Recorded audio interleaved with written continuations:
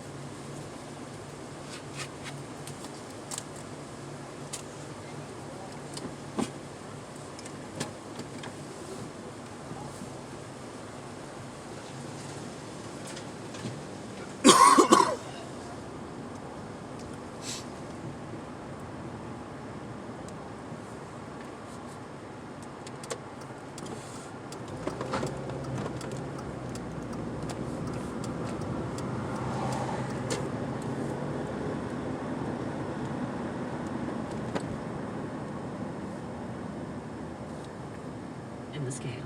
An alleged suspect has been identified in the Christmas Day explosion in Nashville, Tennessee. Now authorities are searching for a motive.